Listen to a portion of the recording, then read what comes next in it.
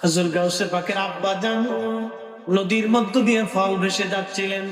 ক্ষুধার তাড়নায় ফল খেয়ে ফেললেন। ফল খাওয়ার পরে চিন্তা করলেন, আমি তো ফল খাইলাম, কিন্তু মালিকের কাছে তো জিজ্ঞাসা করি নাই। আমি তো ফল খাইছি, কিন্তু মালিকের কাছে তো জিজ্ঞাসা করি নাই। তাহলে আমার উপায় কি হবে? আবু সালেহ জঙ্গি মুসা রাহমাতুল্লাহ আলাইহি চলে গেলেন নদীর কিনারা দিয়ে পারে পারে হেঁটে হেঁটে দেখলেন নদীর কিনারা একটা ফল গাছ। সেই ফল যে ফল উনি খেয়েছিলেন, বাড়ির ভিতরে যে সালাম দিলেন, কে মুরব্বী বের হয়ে আসছে। কে গো বাবা? আমি আবু সালেহ মুসা। কি জন্য আসছেন? হুজুর, আপনার এই ফল থেকে, গাছ থেকে একটা ফল নদীর মধ্যে পড়ে গিয়েছিল, বেশে বেশে চলে গেছে, এই ফল আমি খেয়ে ফেলছি। হুজুর, এই একটা ফলের বিনা দয়া করে আপনি আমাকে মাফ করে দেন। আল্লাহর ওলি আল্লাহর ওলির কাছে গেছে, আল্লাহর ওলি আর বুঝার বাকি নাই। কত ফল তো মানুষ খেয়ে ফেললো, একটা ফল নদীতে ভেসে যায়। আবু সালেহ ফলের দিনা মাফ করার জন্য আসছে। বুঝছি এই ছেলে সাধারণ ছেলে না, এটা বড় তাকওয়াশীল ইয়াকিনওয়ালা আল্লাহওয়ালা যুবক। জোরে বলবেন মারহাবা। এরকম পাওয়া কপাল লাগে।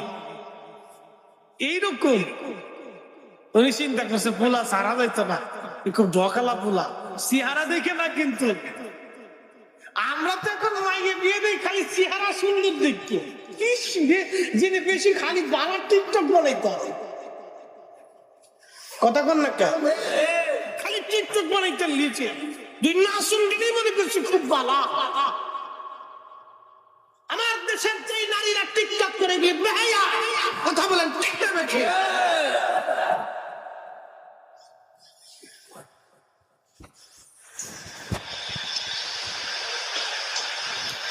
হযরত আবু সালেহ মুসা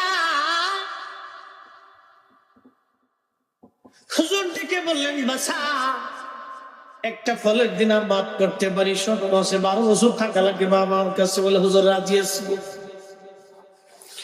12 বছর ধরে হুজুরের কাছে রইলেন।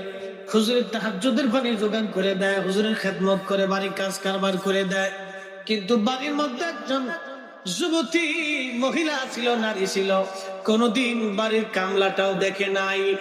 বাস জোরে বলবেন কি মারহাবা। হযরত আবু সালেহ জঙ্গি মুসা রাহমাতুল্লাহ আলাইহি 12 বছর পরে হুজুর 12 বছর পর বসে ফলের দেনা কি মাফ করে না? তা হয় নাই। আমার ঘরে একটা মেয়ে আছে, ও আব্দুল একটা কানা বোবা, এই মেয়ে বিয়ে করা লাগবে তোমার। বলে হুজুর তাতে রাজি আছি, তবে মাফ হবে নি? বলে হ্যাঁ, তোমার মাফ হয়ে যাবে। বিয়ে হয়ে গেল, বাসর করে গেছে বিবি দেখার জন্য। এটা দেখলেন সুন্দরী রূপসী একজন মহিলা ঘরের মধ্যে বসে আছে। বের হয়ে দৌড় মারছে। শ্বশুর আব্বা ডাকতে বলে, আবু সালেহ দৌড়াও কেন?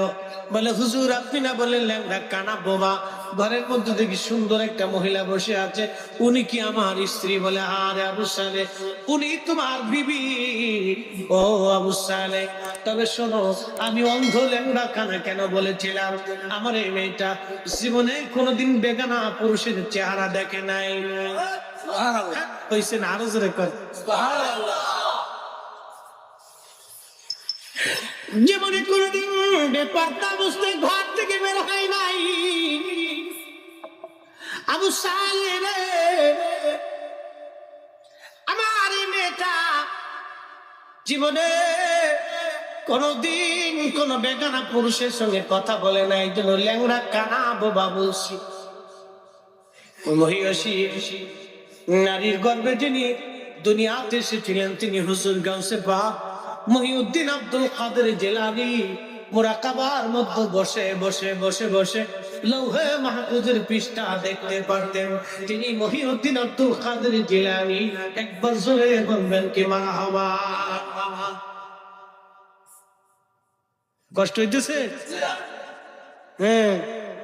বুঝে যান মাটা কেমন ছিল, বাপটা কেমন ছিল। কেমন মা ছিল আর কেমন বাপ ছিল। আর আমরা দেশের বেটি খালি টিকটক বানানোর দাম দাম। ফ্যানের ভিতরে বাচ্চা নিয়ে দিন বুড়িয়ে নাটক দেখতেছি, ফ্যানের তো বেরোয় আসার পরে ওই টিকটক শুরু করে। আসতে বলেন কেন, জোরে বলে।